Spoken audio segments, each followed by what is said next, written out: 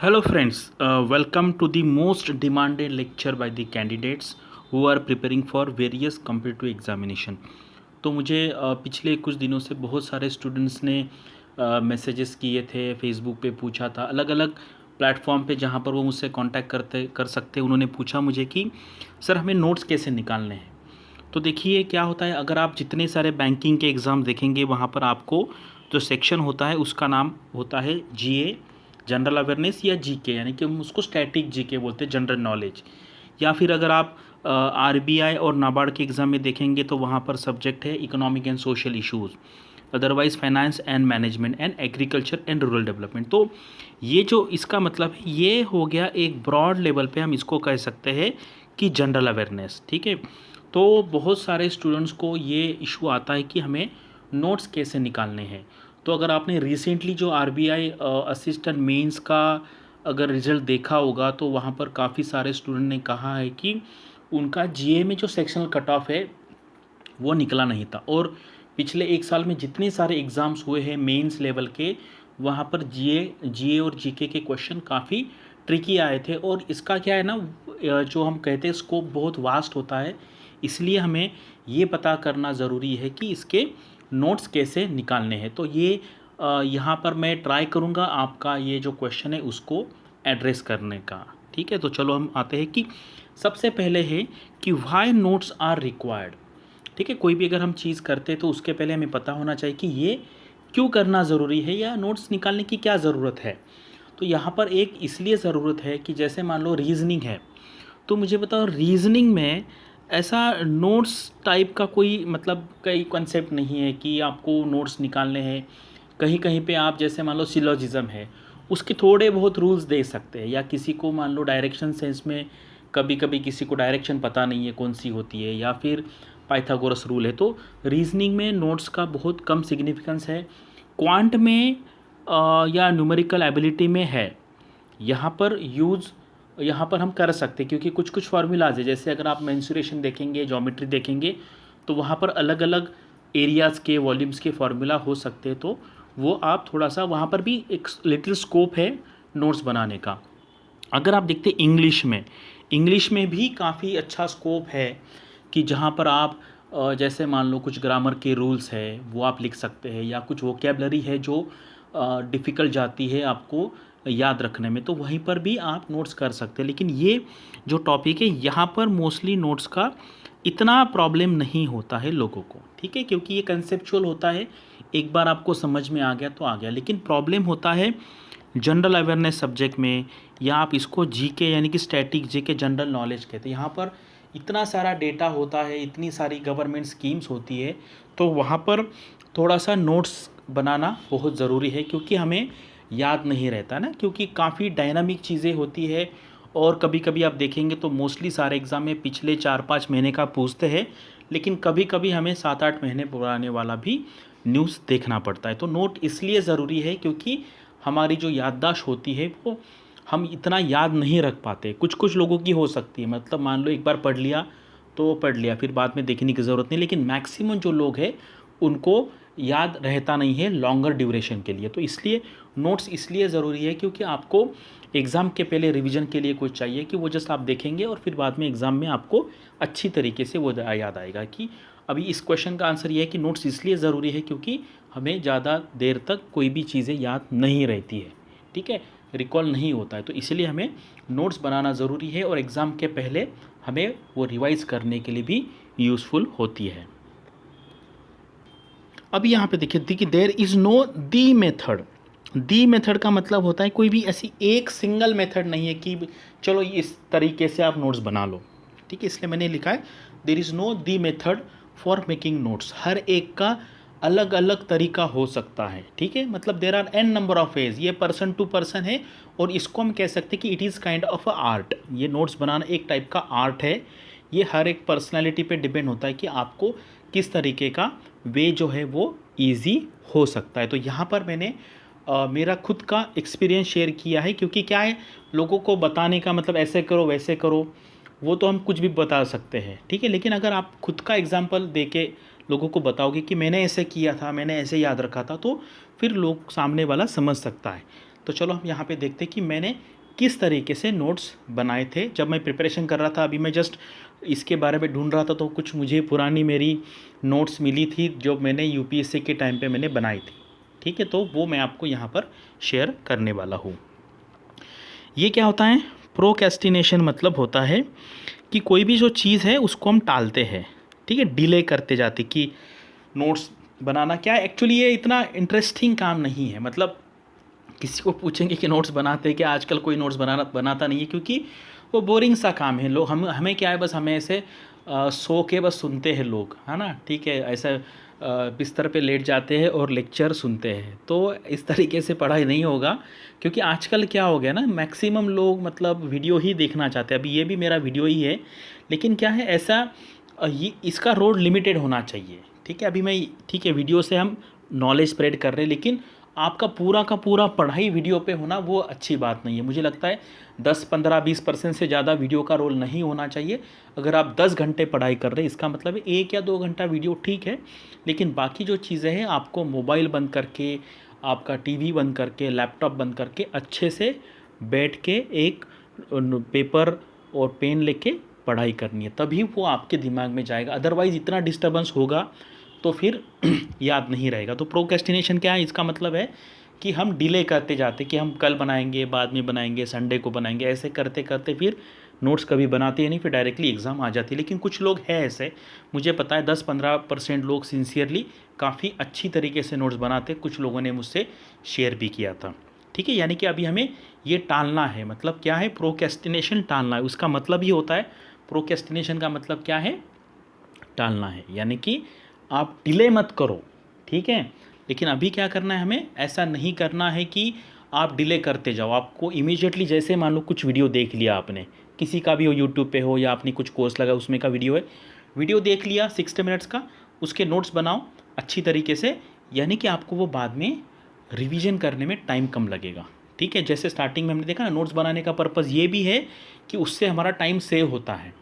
एक बार वीडियो देख लिया 60 मिनट्स का, उसके नोट्स निकाल लिए, तो फिर बाद में वो रिवीजन करने के लिए 5-10 मिनट में भी हो जाता है। तो फिर बाद में आपको वो वीडियो जो है फिर से देखने की ज़रूरत नहीं पड़ेगी। ठीक है, तो अभी देखो, ये मैं आपको बताता हूँ, ये मेरा उस टाइम ना यूपीएससी में मेरा पब्लिक एडमिनिस्ट्रेशन ऑप्शनल था। तो मैंने क्या किया था, मान लो एक बुक है, ये मैं आपको मेथड बताता हूँ। जैसे मान लो ये मेरा बुक था, तो कोई भी बुक अगर लेंगे आप पढ़ाई के लिए, मान लो कोई जीके का कोई बुक होता है या कोई भी बुक ले लो, तो ये ऐसा नहीं है, मैं सिर्फ बता रहा हूँ ना, क्योंकि कुछ आजकल क्या होता है कि बहुत सारे जो इतने एग्ज़ाम्स इतने डायनामिक है जहाँ पर बहुत कम लोग बुक्स रेफ़र करते हैं। लेकिन अगर आप बुक्स रेफ़र करें तो मैं क्या करता था, जैसे मान लो एक इंट्रोडक्शन है, तो सारी जो इंपॉर्टेंट चीज़ें मैंने पढ़ ली है अलग अलग जगह से, तो मैंने यहाँ पर ही ऐड कर लिया है। यानी कि क्या हो गया, फिर बाद में मुझे ना 8-10 बुक रेफ़र करने की ज़रूरत नहीं पड़ेगी। जैसे मान लो अभी मैं एआरडी का अगर बात करूँगा, एग्रीकल्चर रूरल डेवलपमेंट, जो नाबार्ड डेवलपमेंट असिस्टेंट में आता है करंट अफेयर्स में, या फिर NABARD grade A grade B में आता है, तो वहाँ पर क्या है, आपको अगर कोई बुक पढ़ रहे हो तो उसी बुक में जहाँ जहाँ प्लेन जगह है वहाँ पर इंपॉर्टेंट चीज़ें लिख लो, यानी कि ये आपकी फाइनल कॉपी बनेगी, यहाँ पर ही आप फाइनल रिवीजन करोगे। तो इस तरीके का नोट्स आप क्वांट में भी बना सकते हो। जैसे मान लो आपका एक क्वांट का बुक है और आपको अगर ऐसा अलग क्वेश्चन मिले कि जो क्वेश्चन इस बुक में नहीं है, तो वहीं पर ही साइड में क्वेश्चन लिख लो और उसको सॉल्व करने की मेथड लिख लो। इसी टाइप से आप रीजनिंग में भी कर सकते हो, या अगर आपका कोई इंग्लिश का बुक है वहीं पर भी कर सकते हो। तो एक ही बुक जो है उसको मेन बुक बना लो, और उसी में जहाँ जहाँ जगह है, जो वाइट पैचेस होते हैं ना, जहाँ जहाँ ब्लैंक स्पेसेस है, जैसे ये पूरा ब्लैंक था, ये टॉपिक यहाँ से स्टार्ट हुआ, यहाँ पर यहाँ से यहाँ पूरा ब्लैंक था, उसके बाद ये भी पूरा ब्लैंक है, तो यहाँ पर पूरा मैंने वो लिख लिया है। तो इस तरीके से ये एक मेथड हो गया। अगर आप बुक रेफ़र कर रहे हो तो आप वहाँ पर ऐसे जगह से ऐड कर सकते हो। ठीक है, ये बुक का कंटेंट हो गया, उसमें आपका खुद का कंटेंट ऐड कर लो। तो ये मैंने जो मुझे अलग अलग जगह से पढ़ता, क्योंकि यूपीएससी में क्या होता है, बहुत डायनामिक होता है, तो मैं ये आपको मेथड एक्सप्लेन कर रहा हूँ कि किस किस तरीके से आप नोट्स बना सकते हो। तो ये हो गया एक मेथड। अभी दूसरा है कि ये जो क्या हम बोलते हैं ना, इसको स्टिकी नोट्स है ये।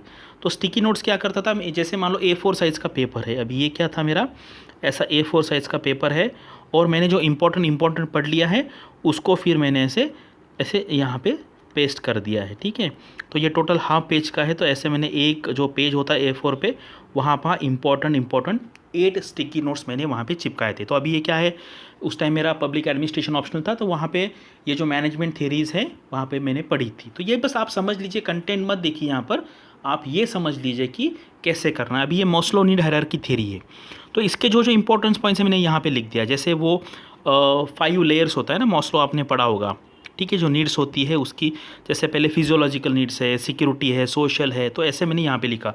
फिर डगलस मैग्रेगर करके थ्योरी है, एक्स एंड वाई। तो क्या होता है, कभी जैसे मान लो यहाँ पे मैंने क्या थोड़ा सा हम बोलते हैं ना न्यूमोनिक्स टाइप का यूज़ किया है, जैसे डगलस मैग्रेगर। तो अभी पता होना चाहिए डगलस मैग्रेगर ने क्या है, theory X and theory Y उसने प्रपोज की थी। तो यहाँ पे मैंने क्या किया, ये जो मैग्रेगर है इसमें लास्ट में और है, तो हम बोलते हैं ना एक्स और वाई, ठीक है। तो ये ऐसे करने से मुझे इमीजिएटली क्लिक हो जाएगा कि डगलस मैग्रेगर ने कौन सी थ्योरी बताई है, एक्स और वाई, यानी कि थ्योरी एक्स थ्योरी वाई। तो इस तरीके से भी आपको कुछ ना कुछ आइडियाज़ या कुछ ना कुछ हम बोलते हैं ना कि याद रखने के मेथड्स बनाने पड़ेंगे। तो क्रिस एग्रेरियस था, इसने क्या किया है, स्टिमुलस रिस्पॉन्स है, ठीक है। उसके बाद यहाँ पर लिकर्ट है। तो ये देखो, ये मतलब पूरी जो थ्योरीज है मैंने एक इसमें एक स्टिकी नोट्स में बना दी। अब ये देखो हर्ज़बर्ग है, ठीक है। ये हर्ज़बर्ग ने क्या है यहाँ पे, सेटिस्फैक्शन एंड डिससेटिस्फैक्शन नाम का उसने बनाया था। अगर आप में से कोई सेबी के लिए प्रिपेयर कर रहा है या आरबीआई ग्रेड बी के लिए प्रिपेयर कर रहा है, तो वहाँ पे मैनेजमेंट सब्जेक्ट है, ठीक है, या आई थिंक एफसीआई में भी मैनेजमेंट सब्जेक्ट है। तो वहाँ पर क्या है, अभी हर्ज़बर्ग जो सेटिस्फैक्शन होता है वो वर्क रिलेटेड है, और डिससेटिस्फैक्शन है वो एनवायरनमेंट रिलेटेड है। तो ये देखो, ये पूरा का पूरा मैंने कितने स्मॉल जगह पे लिख लिया है, ठीक है। प्रिंसिपल्स ऑफ एडमिनिस्ट्रेशन, तो ये आपको इस तरीके से अलग अलग कलर पेन्स भी यूज़ करना पड़ेगा, ठीक है। जैसे मान लो आप ब्लू है, ब्लैक है, रेड है, ग्रीन है, ये अलग अलग पेन यूज़ करो। फिर बाद में मुझे ऐसे हो गया था ना, ये मैं इतनी बार पढ़ता था तो मुझे मतलब ऐसा आँख भी बंद किया ना तो आपको इमेजिन होगा कि कहाँ पर क्या लिखा है आपने। जैसे ये एक्स और वाई, जैसे मैंने आँख बंद कर दिया मुझे ये एक्स और वाई दिखता था, मुझे ये पूरा ये अलग अलग जो मैंने वर्ड्स अंडरलाइन किए हैं वो सारे के सारे मुझे दिखते। तो ये स्टिकी नोट्स वाला भी काफ़ी अच्छा वे है। एक पेपर ले लो A4 साइज़ का और उसमें ये ऐसे ऐसे नोट्स यहाँ पर चिपका दो, ठीक है। तो ये आप ऐसे कर सकते हो। तो ये जो जस्ट है एक मेथड है।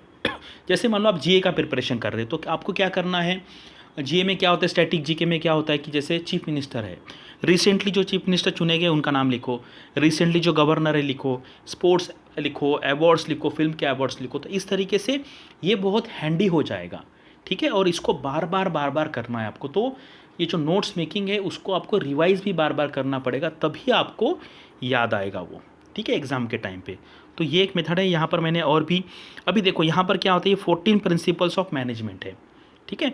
अभी ये 14 प्रिंसिपल्स ऑफ मैनेजमेंट है, कभी कभी ये एग्ज़ाम में पूछते, तो फिर मैंने इसके लिए देखो ये ऐसा एक न्यूमोनिक्स बनाया था, डैड UUSRC SOE SIE। तो ये क्या है, आपको लगेगा यार ये क्या है, 2-3 बार पढ़ने का बस, ठीक है। SRC SOE and SI ये बार बार करेंगे तो ये इमीजिएटली आ जाएगा। डैड का मतलब क्या होता है, फिर मैंने यहाँ पे WR लिखा है, यहाँ पे मैंने CD लिखा है, यहाँ पे P लिखा है, HP लिखा है या T लिखा है, इसलिए लिखा है क्योंकि वो कंफ्यूज ना हो जाए। जैसे डैड मतलब डिवीजन ऑफ वर्क है, ये ऊपर D है, D एंड ये W। उसके बाद अथॉरिटी एंड रिस्पॉन्सिबिलिटी, इसलिए मैंने A के ऊपर R लिखा है। D का मतलब डिसिप्लिन है, U 2 U है, एक यूनिटी ऑफ कमांड है एंड यूनिटी ऑफ डायरेक्शन है, इसलिए ऊपर मैंने CD लिखा है। उसके बाद SRC है, SRC का मतलब है subordination of individual interest to general interest, ठीक है। ये जस्ट मैं आपको बता रहा हूँ कि इसको न्यूमोनिक्स के फॉर्म में कैसे करना है। अभी ये R है, तो R, इसको R के ऊपर क्या लिखा मैंने, रिम्यूनरेशन ऑफ पर्सनल, यानी कि लोगों की सैलरी है। C for centralisation. तो इस तरीके से मैं क्या करता था, एग्ज़ाम के पहले बस इसको देखता था, क्योंकि क्या है ये आपको नहीं भूलना है। ये लाइन पूरी की पूरी याद है कि, तो पूरा उस टाइम मैंने बनाया था, तो कभी भी ये अगर मैंने देख लिया तो मैं पूरे के पूरे 14 प्रिंसिपल में लिख पाता था। तो ये है आपका नोट्स बनाने का तरीका, ठीक है। ये 14 प्रिंसिपल्स ऑफ मैनेजमेंट है, जहाँ जहाँ मैनेजमेंट सब्जेक्ट है वहाँ पर इसमें से क्वेश्चन डेफिनेटली आएगा। तो आपको क्या करना है, इस तरीके से, ये मैंने ऊपर भी लिख लिया है स्टिकी नोट्स पे, वो बार बार पढ़ूंगा, और उसके नीचे मैंने एक न्यूमोनिक्स भी बना दिया। तो इससे क्या होगा, मैं कभी भूलूंगा नहीं कि ये हर एक जो अल्फ़ाबेट है उसका क्या फुल फॉर्म है। तो ये स्टिकी नोट्स वाला मेथड बहुत ही अच्छा है, आप एक बार ट्राई करके देखिए। और क्या है, आपको इसको हैंडी रखना है, मतलब ऐसे जगह पे रखना है जहाँ जहाँ आप बार बार जाते हो उसको आपको बार बार देखना पड़ेगा। और देखो मेहनत तो करना पड़ेगा, मतलब ऐसा नहीं है आप बोलेंगे सर हमें आप एक मैजिक वैंड दे दो, ऐसी घुमाई और फिर आ गया, ऐसा नहीं है। मेहनत बहुत करना पड़ता है इसमें, इसलिए मैंने बोला प्रोक्रेस्टिनेशन, क्योंकि क्या है, हमें मेहनत अभी थोड़ा सा क्या हो गया, हमारी आदत कम हो गई, क्योंकि हमें बस सब सुनना है। आपको बैठना पड़ेगा, आपको लिखना पड़ेगा। जब आप खुद के हाथ से लिखेंगे, अलग अलग कलर का यूज़ करेंगे पेन का, तो फिर बाद में आपको ये सारी चीज़ें याद आएगी। तो ये मेरा पब्लिक एडमिनिस्ट्रेशन के लिए मैंने किया था, जो मैं आपको बस मेथड बता रहा हूँ। तो इसके अंदर फिर आप कंटेंट कुछ भी डाल लो, आपको जिस सब्जेक्ट की बनानी उस सब्जेक्ट का आप बना सकते हैं। ये भी देखो ऐसा ही है, ये मैंने बता दिया, ये मैंने ऐसा किया था। उसके बाद प्लानिंग है, ऑर्गेनाइजेशन, ये शॉर्ट शॉर्ट में लिखा है मैंने। जैसे अभी ये एक जो है ना पीस रेट सिस्टम, ये अलग अलग बुक्स थे, तो इसका अभी देखो ईयर्स थे। तो मैंने 1895 चालू किया, उसके बाद मैंने डिफरेंस लिखा है। 8 साल के बाद दूसरा बुक आया, फिर 3 साल के बाद आया, फिर 5 साल के बाद आया, क्योंकि कुछ चीज़ें ऐसी है कि आपको उसके ईयर्स भी याद रखने हैं। जैसे मान लो भारत रत्न अवार्ड्स है, तो भारत रत्न अवार्ड्स किन किन को मिला था और उसका ईयर क्या है, ये भी कभी कभी एग्ज़ाम में आता है। गवर्नमेंट स्कीम्स है, उसके ईयर्स आते हैं, उसका लोकेशन आता है, उसका एज का क्राइटेरिया आता है कि 18 से 40 है या 18 से 50 है, 20 से 40 है, ये सारा आता है। तो इस तरीके से अगर आप करेंगे तो ये बहुत मुझे मतलब ये मैं 10 से 20 ऐसे पेजेस थे मेरे, उसमें मेरा पूरा जो पब्लिक एडमिनिस्ट्रेशन का रिवीजन होता था। तो आपको भी इस तरीके का कर सकते हैं। तो मैंने क्या बताया कि there are n number of ways, I am telling you how I have use this sticky method to make my notes. ठीक है, ये देख लीजिए। अभी देखिए यहाँ पे ये जैसे कंपैरिजन है, ठीक है, क्योंकि जनरल स्टडीज़ में वहाँ पर हमें पॉलिटिकल साइंस सब्जेक्ट होता था, political science, polity, Indian polity बोलो आप इसको। और अभी जो अलग अलग एग्ज़ाम में यहाँ पे आता है आपको, ऐसा नहीं है कि जीए में ये सब्जेक्ट नहीं है। तो यहाँ पर मैंने क्या किया था, तो हमें थोड़ा सा डीप में आता था, तो मैंने एक चार्ट किया था। ठीक है, ये एक वाइट हार्ड बाउंड पेपर है, तो मैंने उसको ऐसा कट किया, उसको 2 में डिवाइड किया, यहाँ पर प्रेसिडेंट और यहाँ पर गवर्नर। तो देखो फिर मैंने क्या किया, और नीचे कैबिनेट सेक्रेटरी या यहाँ पे चीफ सेक्रेटरी। तो यहाँ पे ये 52 क्या आर्टिकल है, ये गवर्नर का आर्टिकल 153 है। फिर उसकी सारी पावर्स है, प्रेसिडेंट के पावर्स क्या क्या है, क्या इमरजेंसी के सेक्शंस कौन से। तो ये अगर आप देखेंगे ना, इसमें देखो बहुत छोटी जगह पे मैंने इतना सारा इन्फॉर्मेशन लिखा। तो फिर क्या ऐसे भी मेरे नियर अबाउट एक 20 से 25 टाइप के मेरे हार्ड बाउंड हो गए थे पेपर। तो वो फिर मैं मेरे बैग में रखता था, जहाँ पे जगह मिली वहाँ पे उसको बार बार देखना है। तो ऐसा नहीं है आपने नोट्स बना लिया ख़त्म, ऐसा बिल्कुल नहीं है। कम से कम 10, 15, 20, 25, 30 बार आपको उसको देखना है, ठीक है, तभी आपको याद आएगा। और एक बात देखिए, मैं लोगों को हर बार बोलता हूँ, वो बोलते सर ये टाइम नहीं है। फिर मुझे पता टाइम किस लिए है फिर आपके पास। तो अगर आपको 1 साल अच्छे से पढ़ाई करने के बाद अगर आपको 1 लाख वाला, 1.5 लाख वाला, 50,000 वाला अगर जॉब मिलता है पूरे लाइफ टाइम के लिए, तो मुझे लगता है आपको मेहनत करनी चाहिए।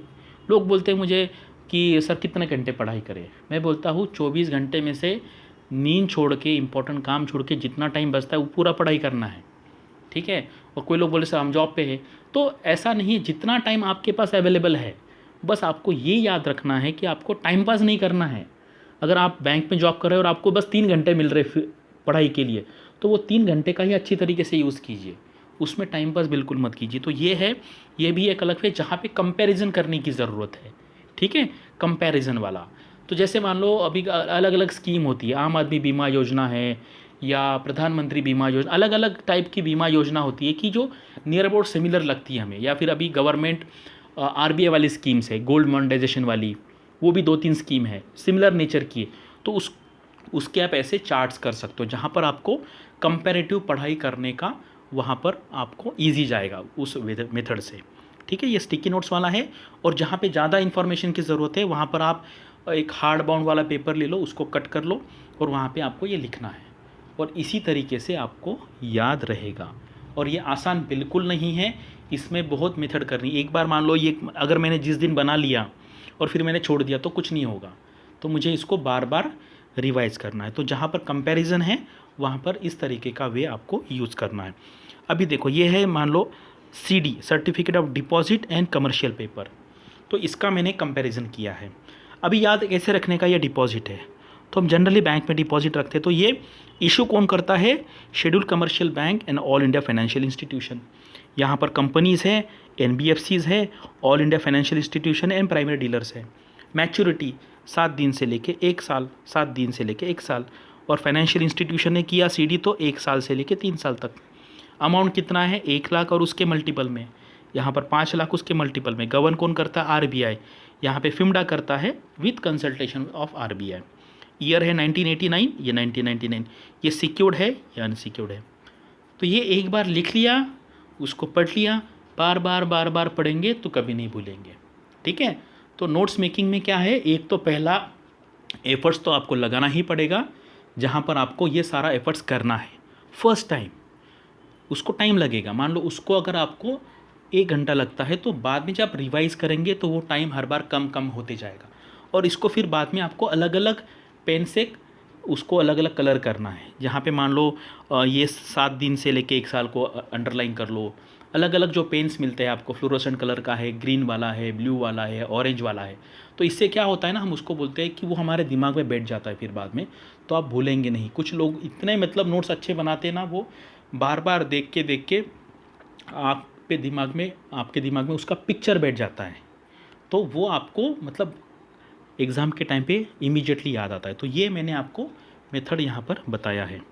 और ये देखो, ये जो मैंने बुक वाला बताया था ना, उस पर मैंने क्या किया था, जैसे मैंने आपको बताया कि जहाँ पर मतलब ब्लैंक है वहाँ पे आपको लिखना है, लेकिन यहाँ पर क्या था, ब्लैंक अवेलेबल नहीं था।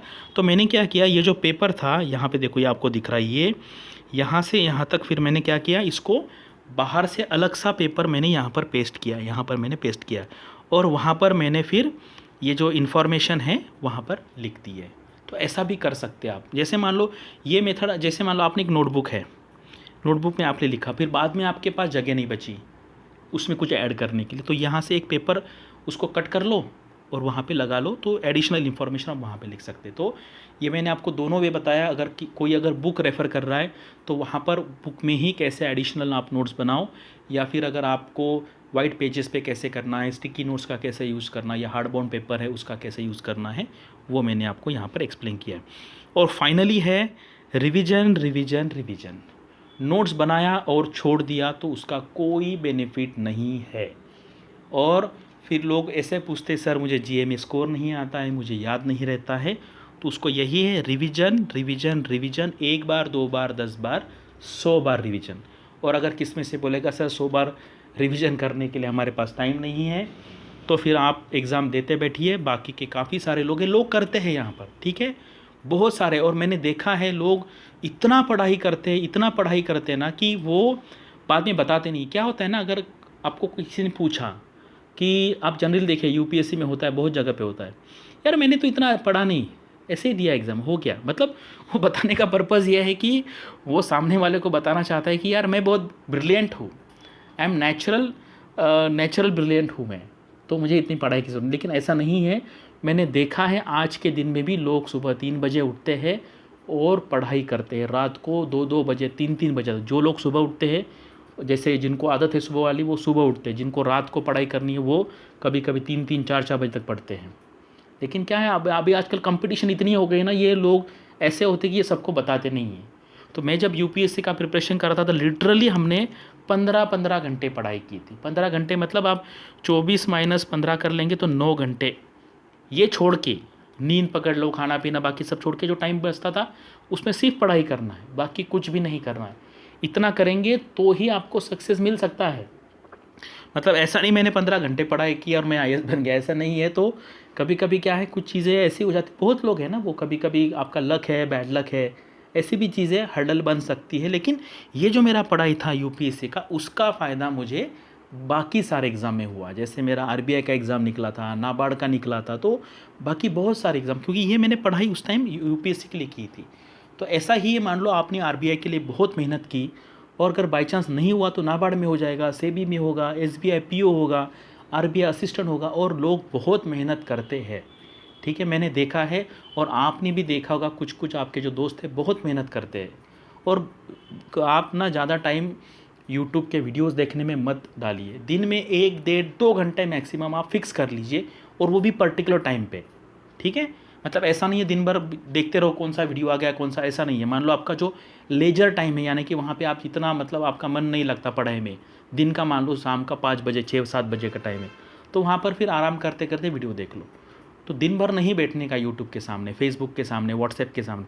व्हाट्सएप के लिए भी वैसा ही करो, एक टाइम पकड़ लीजिए कि 2 घंटे में 10 मिनट का टाइम, यानी कि मान लो 10 से 12 पढ़ाई की, 12 से 12:10 तक 10 मिनट में देख लूँगा क्या क्या व्हाट्सएप पे मैसेज आए, फिर उसके बाद फिर 2 घंटे नहीं देखना, उसके बाद फिर 10 मिनट देख लीजिए। तो इस तरीके से ये आपको करना है, ठीक है। तो मेरे साइड से इतना ही है। नोट्स कैसे बनाते हैं मैंने स्टार्टिंग में बताया कि उसका कोई सिंगल वे नहीं है। मैंने कैसे नोट्स बनाए और उसका मुझे फ़ायदा बहुत हुआ था, वो मैंने आपको बताया। आप ट्राई करके देखिए इस वे से, और मैक्सिमम ये वे वर्क कर सकता है। अगर नहीं है तो आप आपका खुद का भी वे निकाल सकते हो, ठीक है। तो बस ठीक है। और अभी है जैसे मान लो कि लोग मुझे पूछते हैं कि सर अभी आरबीआई का पढ़ाई करना है क्या। देखो, एक तो ये होता है कि आजकल मार्केट में काफ़ी सारे कोर्सेस अवेलेबल है अलग अलग एग्ज़ाम के लिए। तो वो लगाने का पर्पज़ ये होता है कि आपको एक एक डायरेक्शन मिले, ठीक है। मतलब डायरेक्शन से क्या होगा, अदरवाइज़ क्या होगा, फिर आपके पास अगर टारगेट नहीं है, मान लो आप कल उठ गए सुबह, आपके पास टारगेट नहीं है ना, फिर आप हैपहज़ार्ड पढ़ाई करेंगे। हैपहज़ार्ड का मतलब क्या है, आज चलो आज मतलब आपके मन में जो आया वो कर लिया। लेकिन आपके पास सामने अगर कोर्स होगा ना, तो उसका कोई स्केड्यूल बना होता है, एक टाइम टेबल बना होता है, उसके हिसाब से आप करते हो। फाइनली पढ़ाई आपको ही करनी है, लेकिन क्या होता है, एक डायरेक्शन आपको मिलती है। तो अगर आपको आरबीआई का कोर्स ज्वाइन करना है, और हमारे यहाँ पे क्या है, 101 सिस्टम है कि जहाँ पर हम 1-on-1 आपको गाइड करेंगे। यानी कि आपका जैसे मान लो हमारे यहाँ पे एक्सक्लूसिव मॉक टेस्ट होता है, वो हो जाने के बाद आपका एनालिसिस हमारा फैकल्टी आपके साथ सिंगल बैठ के करेगा, ठीक है। आपको बताएगा कि कहाँ कहाँ गलती हुई है, कहाँ इम्प्रूवमेंट करना है।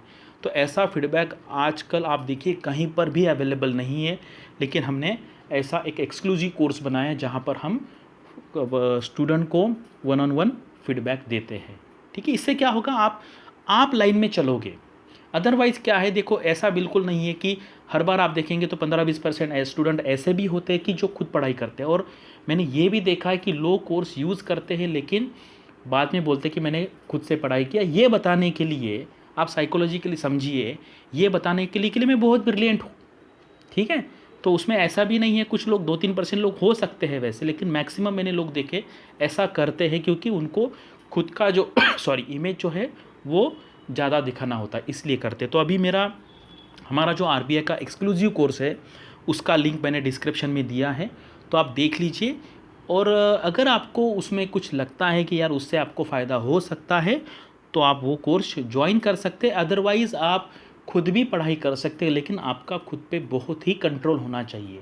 आपका खुद का टाइम टेबल रेडी होना चाहिए, और आपको गाइड करने वाला कोई चाहिए, आपके पेपर चेक करने वाला कोई चाहिए, तब आप सेल्फ स्टडी से कर सकते हैं। अदरवाइज़ हमारा कोर्स देखिए, अगर आपको लगता है तो हमारी टीम से बात कीजिए, कुछ डिस्काउंट चाहिए आपको तो उनसे भी बात कीजिए, तो वो आपको डिस्काउंट भी देंगे, ठीक है। तो ये था मेरे साइड से नोट्स कैसे बनाना है। और मैंने बहुत ढूंढे, ऐसे इस टाइप के वीडियोस अवेलेबल नहीं है, और स्टूडेंट को बहुत दिक्कत आती है नोट्स बनाने में। तो ये मेरा एक ट्राई था आपको एक्सप्लेन करने का। देखिए इस तरीके का ट्राई करके देखिए, और मुझे लगता है आपको इसमें सक्सेस मिल सकता है। Thank you and all the best for upcoming examination and your note making efforts.